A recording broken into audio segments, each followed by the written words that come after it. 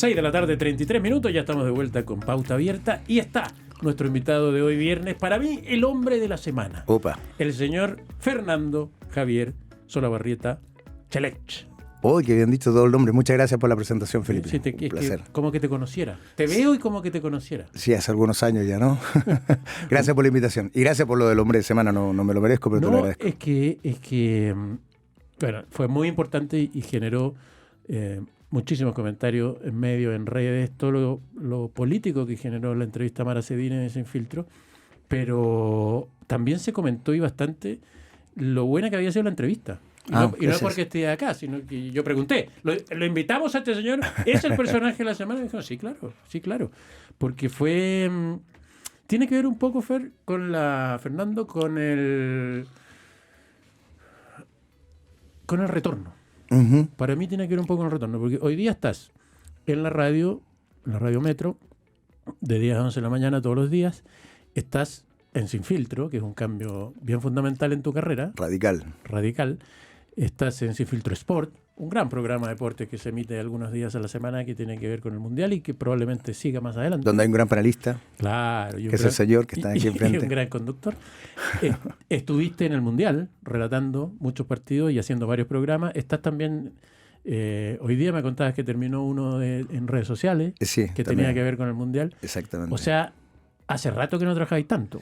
Hace mucho rato que no trabajaba tanto. Y aquí viene la pregunta pesada. Hace mucho rato que no trabajáis tanto y hubo algún momento, y me atrevo a preguntarte porque nos conocemos, que estuviste a punto de botar todo. Sí. Entonces, por eso digo que lo del retorno es muy importante y es muy bonito.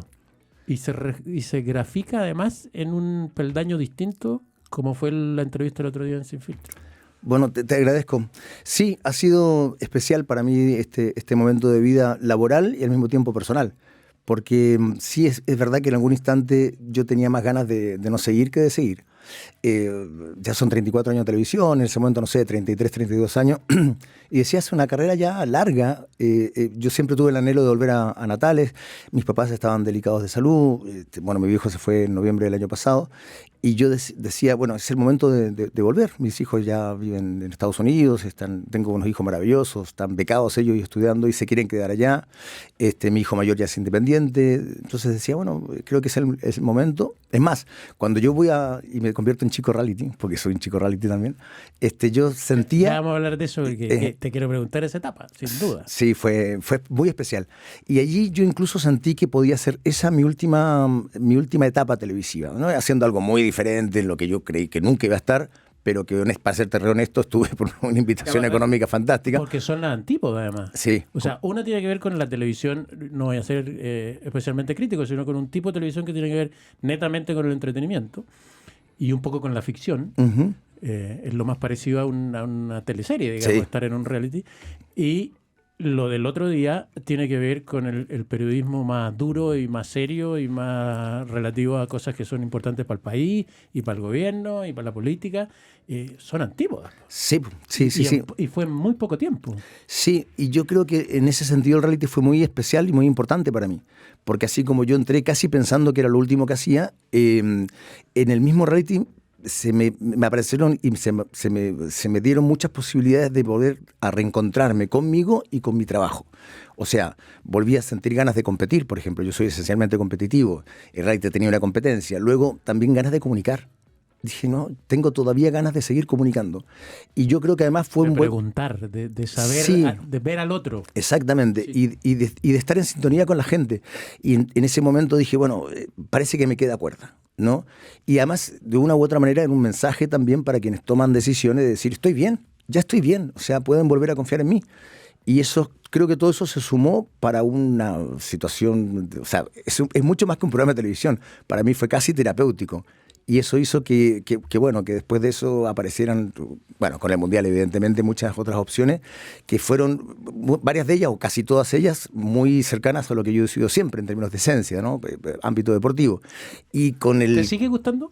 Sí. Ahora que has olfateado un poquito varias otras posibilidades, como decíamos antes, la ficción, la política, no sé qué, pero ¿te sigue gustando el deporte más que ninguna otra cosa? Sí. ¿O eres de los que piensa, como yo, que hay periodismo? Y que alguna vez era de deporte, que alguna vez era de política, que alguna vez era de espectáculo, que alguna vez era... No, yo creo que en ese sentido yo haría la diferenciación no solo en el periodismo. Yo en algún momento dije, ¿qué soy?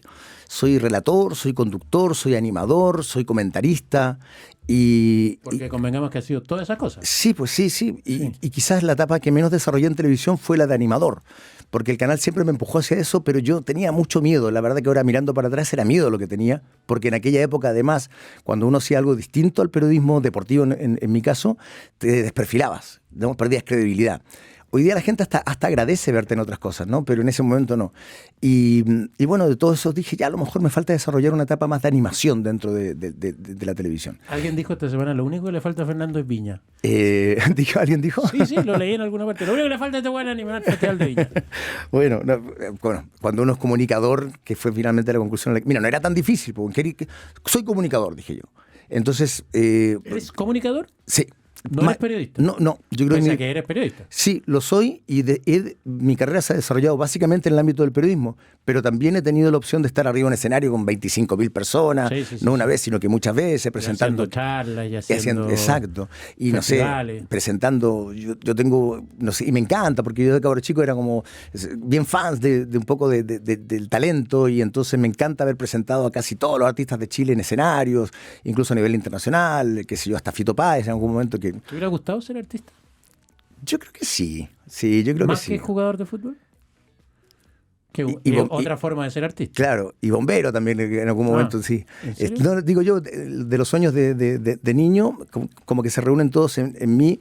Y yo creo que sí, jugador. Pero tuve dos problemas para ser jugador yo.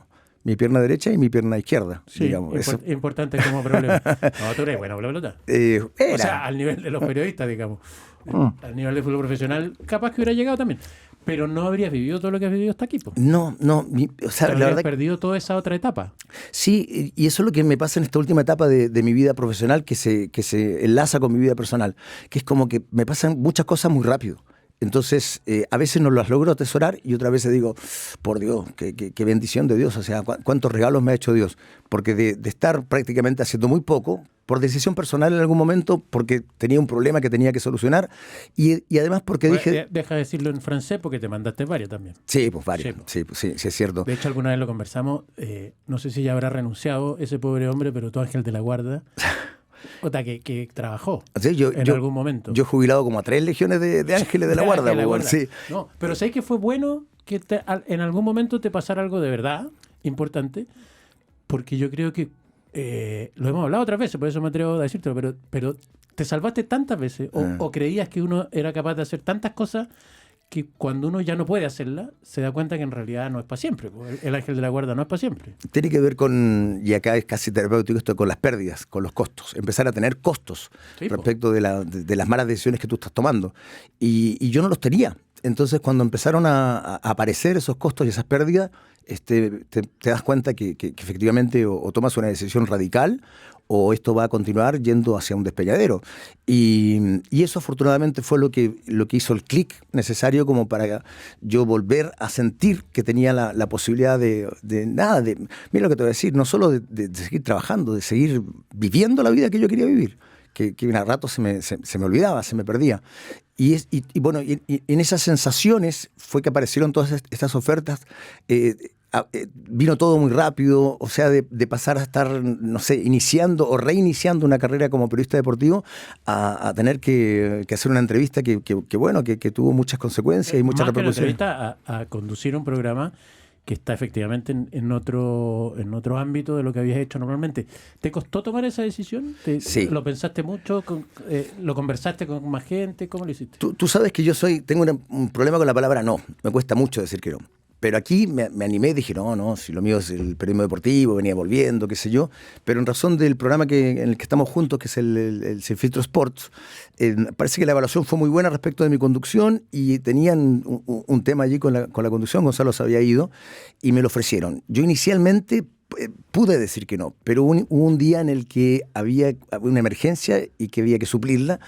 Bárbara estaba enferma, tuve que hacer yo el programa. Bárbara Rebolledo, que conoces también hace mucho tiempo. Muchos años. De TVN, sí, y desde antes, porque ella estaba en la Mistral, en la misma universidad. Entonces, en ese grupo estabas tú, estaba la Bárbara, estaba la Karen, estaba Amaro, que era un poquito mayor, Amaro, estaba Cristian Sánchez, que era menor, también, no, pero el de deporte, ¿cómo se llama? Darío Cuesta. Y el italiano, po, que era pololo de la Karen en esa época. Mario Mauriciano. Mario Mauriciano. Sí. Pero había mucha gente que Mario terminó en la tele. Sí, no estudiaba periodismo, Mario. Y Mario estudiaba a la Karen. Claro, sí, estudiaba creo que ingeniería comercial o derecho, y era el pololo eterno de la Karen en aquella época. Y sí, pues, con Karen tenemos una relación de hace muchos años. Y claro, Bárbara estaba en el programa, un día no puede ir, lo hago yo.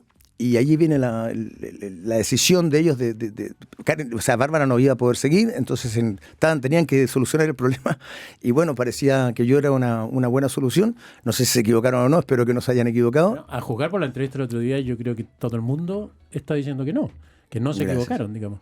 Y yo te reté el otro día, y también me atrevo a decirlo públicamente, porque como te conozco hace mucho tiempo, yo siempre digo, Fernando, qué raro decirlo así, pero tienes tanto talento que tienes que creer más en ti mismo. Y yo creo que parte de las cosas que te pasaron es por eso, porque cuando brillas, eres capaz de brillar en cualquier ámbito. Y mira la entrevista que terminaste haciendo en la Mara Cine, mira lo que generó esa entrevista.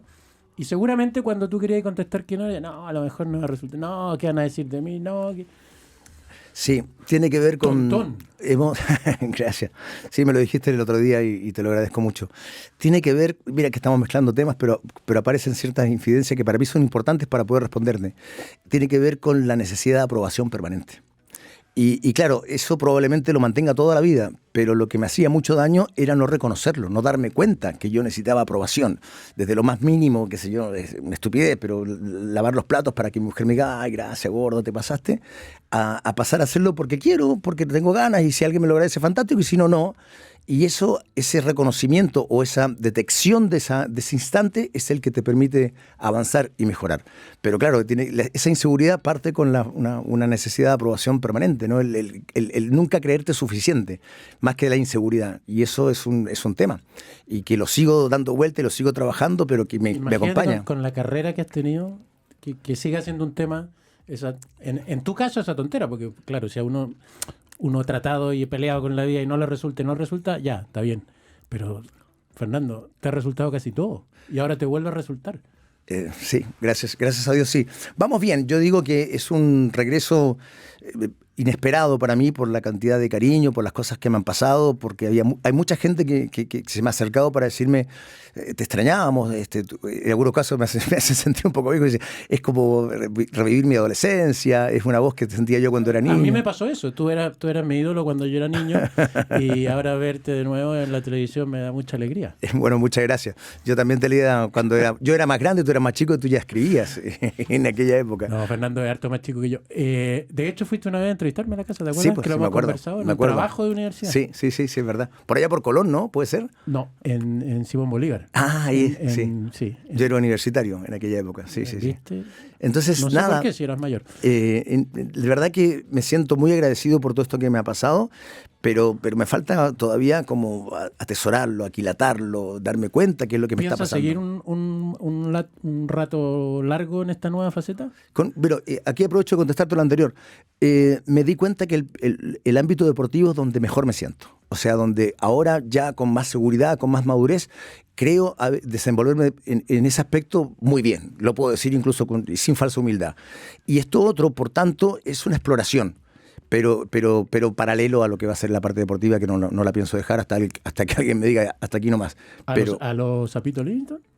No tanto. No. Yeah. Yo tengo el anhelo de volver, como te decía, a Puerto Natales. Pudo haberse adelantado, no se hizo, pero ya no creo que queden muchos años más para que yo tenga que volver a sentir el paso de la vida y no que la vida me va a pasar, que es lo que me pasa en Santiago, ¿no? Ciro, tu padre, con el que compartimos muchas veces, murió en noviembre del 2025. ¿no? El 1. ¿Te hubiera gustado que te hubiera visto en esta etapa? Mucho. ¿En esta etapa tan distinta? Mucho. Sí, ¿no? No me quiero emocionar porque soy llorón, es público y notorio, pero Claro, mi padre... ¿Alguna vez te dijo, por ejemplo, y por qué no probáis en otras cosas? ¿Por qué no? Sí, sí. Bueno, siempre me decía lo mismo, o sea, nunca había mucha... siempre había una exigencia permanente que nacía de su amor, evidentemente, y que me empujó a mí a lograr muchas cosas. Y ¿sabes qué? Más allá de que me hubiese encantado, como hubiese visto en el Mundial, volver a lo mío, yo creo que ahora es donde Ciro habría estado muy feliz, porque a él le encantaba la política, Sí, tú lo conociste bien, era un hombre inteligente, no se pudo educar por un tema económico, pero él se autoeducaba, leía muchísimo y le encantaban los programas políticos. Tenía una librería. Además, sí, pues, en Natales, que todavía mantenemos allá. Sí. De hecho, hoy día mis hijos más pequeños están en Natales, fueron a ver a la abuela, cosa que me tiene dichoso. Mandamos un saludo a esos niños, sí, que Maite, ya de chicos no tienen nada, pero no importa. Mis hermosos bebés. Sí, son bastante grandes. Y claro, mi viejo se fue viéndome complicado, me apoyó y luchó mucho conmigo, me ayudó un montón, pero hay cosas en las que uno se tiene que ayudar solo. Y hasta ahí podía llegar mi viejo. Y entiendo, lo sé en realidad, que cuando él se fue estaba muy contento porque me veía, mira, en el reality. Hasta para eso fue importante el reality.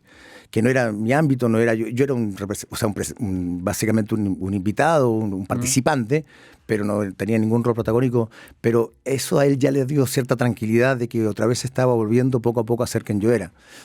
Entonces imagínate, se fue en noviembre, si hubiese visto todo esto que está pasando ahora, probablemente mi viejo... Además, como dices tú, efectivamente, en tu casa no es que no se hablara de política. No. O sea, a ti te da un poco más de lata, porque en el fondo siempre cuando uno se mete en política empieza a separar agua y a alguien le va a caer mal, que también pasa con el fútbol, ojo.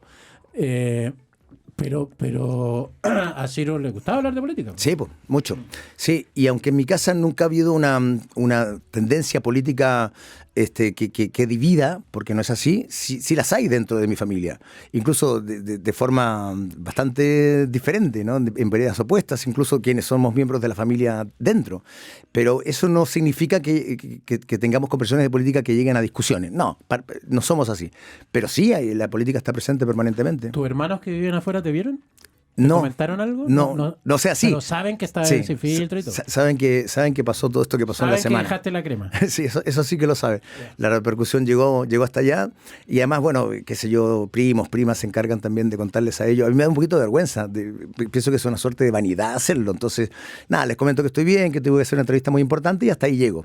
Pero después ellos me responden, me dicen, oye, puta, no sabíamos que tenía este nivel de importancia. Por favor, que no digas garabato en este programa porque la Camila y el jefe se enojan. Perdón, pido mil disculpas. No, mentira. Oye, y además hay un tema ahí que a mí me encantó, te lo confieso, pero me gustó que te enojara cuando se puso en duda, además un día antes, lo que iba a ser la entrevista. Me encantó que te enojara porque, ¿qué es eso? ¿Ah? Vas a hacer una mala entrevista. Claro. Esto es un arreglo. Claro, o sea, y más que una mala entrevista que pudo haber sido, o sea, podría haber ocurrido, era el poner en duda mi honestidad. No solo profesional, personal. Un lavado de imagen. Claro, tú vas a hacer un lavado de imagen. Yo creo que le dijiste cosas... Sí, me pasé un poco. Bueno, tú me conoces. Yo no me enojo. ¿Te costó decir, por ejemplo, voy a repetirlo, tonta cuica? Ah, en la entrevista. Sí, pero antes que eso, cuando en la discusión, claro, pero se me pasa un poco el tejo, como suele pasarme cuando me enojo. O sea, yo me enojo poco, pero cuando me enojo pego patadas de burro así de manera desproporcionada, que creo que igual me pasé un poquito en el enojo con quien me cuestionaba antes de ver la entrevista siquiera, que podía hacer un lavado de imagen. Y al día siguiente, sí, pues yo tenía muy pensado que ya tenía algo preparado respecto de lo que iba a ser la entrevista y yo sabía que mi rol iba a ser cuestionador. Yo entiendo que las entrevistas tienen que darle el espacio al entrevistado para que diga lo que quiere decir y cuestionarlo y tener algún sentido crítico. Sobre todo si te das cuenta que lo que te está diciendo no es cierto, que no era el caso, para nada. Yo sentía que ella estaba diciendo lo que ella pensaba que era su verdad y lo que sentía, así que evidentemente... Pero había un sentido crítico también que yo iba de alguna manera mostrando, porque yo en eso tuve cierta ventaja tal vez, que era que yo era un telespectador cuando estaba observando todo lo que le pasaba. Alguien definió la entrevista como una conversación entre dos personas de afuera del mundo de la política. Mara había estado adentro, pero evidentemente de alguna forma es un outsider y ahora más todavía. Y en tu caso también. Entonces esa conversación un poco era como, vamos a hablar de política, yo vengo de adentro, yo estoy un poco empezando en tu caso, pero vamos a hablar con una libertad total. Sí, fue lo que sentí. Entonces, por ejemplo, cuando avanzábamos en la entrevista, yo tuve la necesidad de decirle qué era lo que me pasaba a mí con ella y lo que de alguna manera interpretaba mucha gente. Y ahí dije un par de frases que fueron tal vez no muy simpáticas para ella. Esto de, no sé, la gente te percibía como una niña tonta, una cuica tonta. Sin el afán de ser irrespetuoso ni faltar respeto, sino con el afán de indagar qué le pasaba a ella con eso, que era una imagen que estaba instalada, ¿no? Y que bueno, que en definitiva también fue tema, ¿no? Además, tú que tienes tanta experiencia, uno se da cuenta cuando le puede decir algo a alguien y cuando no. Sí, también. Cuando alguien tiene la postura o la fuerza para escuchar ciertas cosas y no... Y hay gente a quien uno no le diría esas cosas. Sí, y además que sentí que hubo un momento que la atmósfera de la entrevista me invitaba a decir cosas como esa de manera respetuosa, pero muy honesta, y que ella me estaba diciendo muchas cosas. Porque cuando uno hace una entrevista, además del rol cuestionador, del sentido crítico, uno lo que busca son titulares, pues son cuñas, que vayan apareciendo cosas que uno quiere sacar en la entrevista. Y nada, pasaban cada 2 o 3 frases, salía algo que decía, esto es un titular. Entonces eso me hacía sentir muy, muy conforme y animarme a seguir indagando en lo que yo quería decir. A propósito de sacar cosas, te quiero preguntar algo que no sé si te lo he preguntado alguna vez, no en situación de trabajo, digamos, pero que a mí me perturba un poco y me da lata un poco, que es la siguiente. ¿Cuántos años de trabajo como periodista deportivo me dijiste? 34 creo, voy para 35. ¿Cuántos Juegos Olímpicos? 7. 7 Juegos Olímpicos, incluyendo lo de uno de los audios más famosos de la historia con la medalla de oro sí, en Atenas. Sí. ¿Cuántos mundiales de fútbol? 14 o 15 entre juveniles y adultos. No, este último, por ejemplo, no lo cuento porque yo los que cuento son los que estuve en terreno, digamos. Pero si no, serían algunos más. Pero sí, 14, 15. Ya, y has sido reportero, has sido animador, has sido conductor de programas deportivos, los Panamericanos, también estuviste en los Panamericanos. Yo hay algo que hasta el día de hoy no entiendo, Fernando, y perdón por no haberte pedido permiso para decir esto, pero porque yo sé que de alguna forma te da lata. No puedo entender que no seas Premio Nacional de Periodismo Deportivo. He sido yo, ha sido Guarelo, ha sido gente, y que me perdonen mis colegas, de una carrera muy inferior a la tuya, y yo creo que ahí hay una animosidad del medio no resuelta y me da lata. Mira lo que te digo. No me digas gracias, sino que ¿te pasa algo con eso? Sí que me pasa. ¿Viste? Sí que me pasa. Sí, es una de las deudas que tengo en mi carrera, ganarme ese premio. También, bueno, hay otras cosas que uno quiere hacer, pero si tú me preguntas qué es lo que te falta en tu carrera, se ve que me conoces. Esa es una... A mí debería haber sido hace rato. Bueno, no sé si hace rato, pero... Esto lo juro que no lo conversamos nunca porque me va a matar cuando salgamos. Lo requete, juro. Pero yo me he dado cuenta de eso. Y la gente que te rodea, la gente que ha trabajado contigo, yo creo que también se da cuenta, porque no entiendo por qué, de verdad. Bueno, sí, lamentablemente entiendo por qué. ¿Y cuál es la razón? ¿La sabes tú? Es un poco de envidia, pues. Es un poco de que a lo mejor no has cumplido en la historia de esos éxitos animando, eso. No, este es de otro lote, no, este no es de nosotros, no, cuando una tontera. Bueno, yo creo que, para ser respetuoso, ¿no? Han tenido seguramente otros nombres que durante ese año habrán pensado ellos, ¿no? Quienes eligen que tenía más méritos para obtener ese premio en aquella oportunidad, durante ese año, no tengo idea. Pero sí, siento que cuando eso suceda, que espero que suceda, voy a sentir que realmente mi carrera tuvo la evaluación adecuada y correcta. Porque tiene que ver con lo mismo, o sea, terminamos como empezamos, ¿no? La necesidad de aprobación. ¿Y qué mayor aprobación que que te den el premio más importante del ámbito donde tú trabajas? Y eso, mientras no llegue, yo voy a seguir luchando para que suceda, ¿no? Y yo también, dentro de lo que pueda. Gracias, Fernando, por haber venido hoy. No, Gracias por la conversación, gracias por la honestidad. Y te felicito de verdad porque, vuelvo al principio también, de verdad, casi la embarráis de verdad. O sea, estuviste a punto y no digo solo la cosa de la carrera, sino estoy pensando en esos cabros maravillosos que están ahora en el sur, estoy pensando en tu casa, estoy pensando en mil cosas. Y una vez se pega esos patinazos y hay mucha gente que no sale. No estoy hablando del por qué, podría haber sido cualquier otra razón, pero digo, una vez no sale y mira lo que ha sido este 2026 para ti.